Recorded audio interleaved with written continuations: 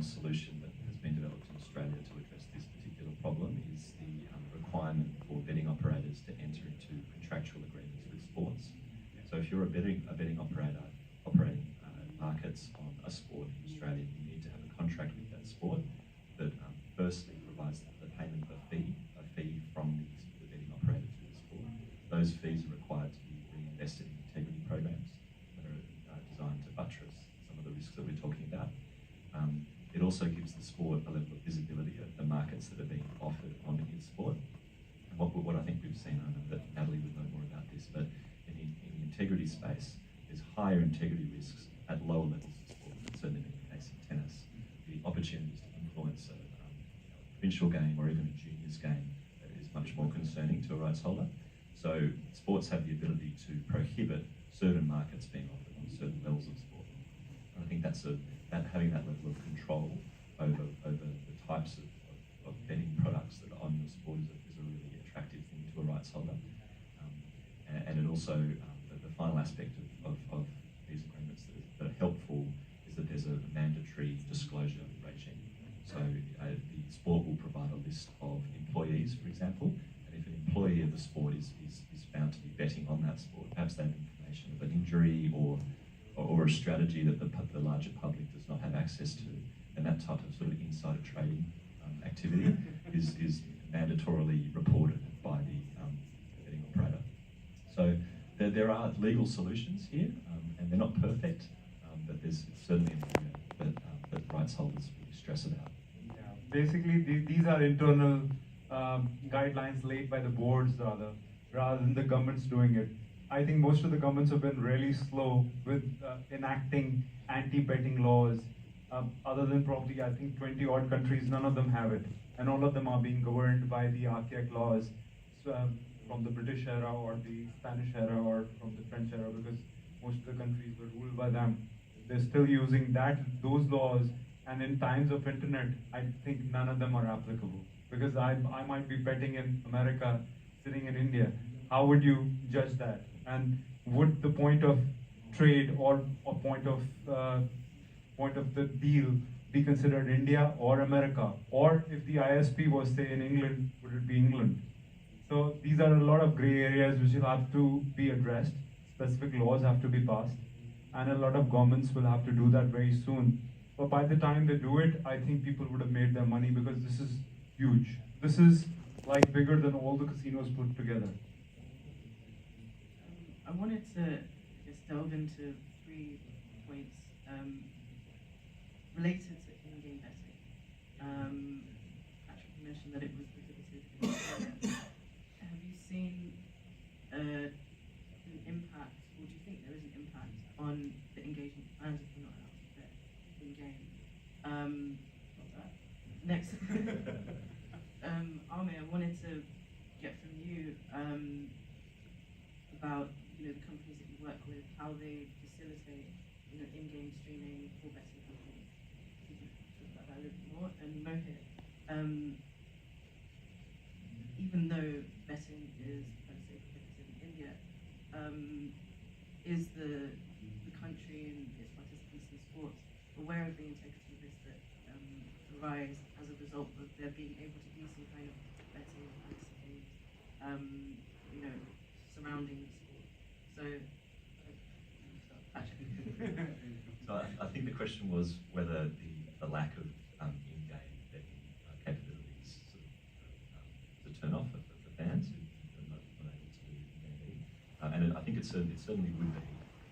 But the reality is that they'll just go elsewhere to place those bets. If you can't bet with Bet365, then you'll find a probably slightly less reputable betting offering offshore, and there are literally thousands of those operating all the time. So it does. I think it does have an impact on the fan experience. But I think we rights holders believe that is justified by the integrity protections that limitation provides. But it doesn't completely solve the problem, unfortunately. Do you not think you can have both integrity protections and increased revenue from having in-play betting? There'd certainly be a voice that would be advocating for that at most boardrooms, but I don't think we're quite there yet.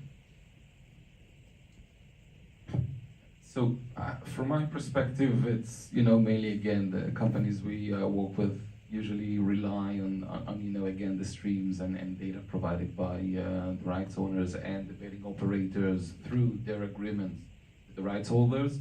But at the same time, I can say that obviously the tech providers can provide the proper solutions, both to maintain that integrity, but also, and more importantly, at least as far as I'm concerned, in terms of fan engagement and how we bring more fan into this particular business, whether it be through push notifications or otherwise. And at the same time, obviously this being a heavily regulated space, anyone, at least here in the US, and I've had agreements with BetMGM and FanDuel and other betting operators, anyone that is even remotely in that industry or providing peripheral services to that industry should be regulated as well. And we have been engaged in applying for certain licenses in various states here in the US in order to provide ancillary services to betting operators.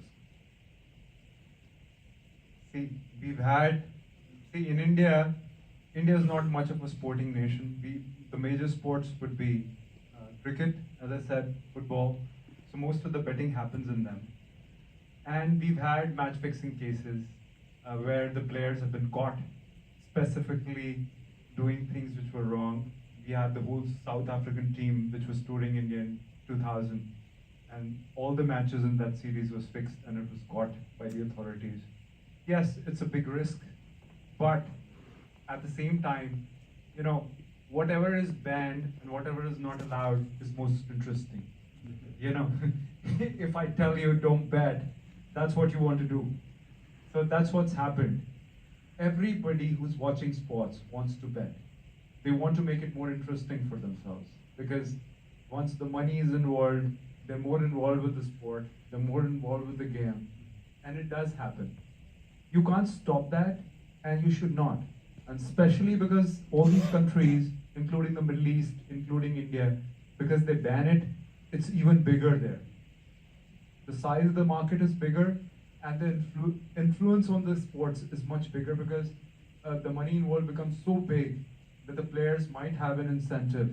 Just like the Pakistan team was recently caught in England, whereby the captain and the vice captain both were caught at the bookies hotel with money in their pockets. So which was a big, it was a big thing, because, but the thing is that since the money is so big, you can't stop it. But how you can balance it is, one, you legalize it, bring the laws. Don't keep that notion where anything since childhood I've seen, anything which they tell you not to do, you always do. So this is something which, if they tell you not to do, I think it's not going to stop. It's going to become legal only if you bring laws, if you have proper guidelines, how you should bet, how the board should treat it, how the banks should treat it, how the internet service providers should treat it, and how the betting sites should treat it. So a lot of legislation is required. And it's good work for us lawyers, because everybody will need legislation, all those legislations will need our interpretation, and then there will be lawsuits, and it's good for us. So we are all looking at a lot of work.